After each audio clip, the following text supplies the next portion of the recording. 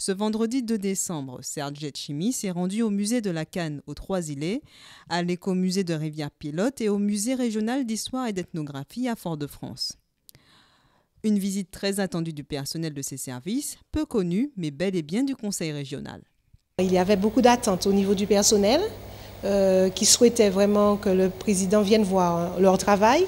Parce qu'ici, effectivement, on n'a pas l'impression, mais on travaille beaucoup et on a beaucoup à faire.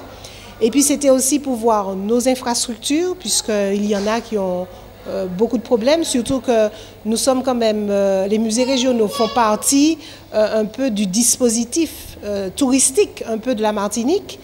Et nous pensons que c'est un atout, la culture c'est un atout.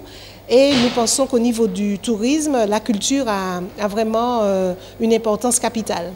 Ce fut donc aussi l'occasion de constater les travaux de modernisation à mettre en place dans ces espaces afin de mieux les mettre en valeur. En effet, pour Serge Letchimy, je cite, « C'est par la connaissance de notre histoire que l'on peut fortifier notre identité et notre culture collective. » L'idée que j'ai, c'est qu'il y a des musées qui existent de très grande qualité, des musées d'histoire ici à Fort-de-France, l'écomusée de Rivière-Pilote et puis le musée de la Canne à Trois-Îlets. Il faut d'abord faire en sorte que ces musées soient de très bonne qualité, bien aménagés, accessibles et permettre un fonctionnement important.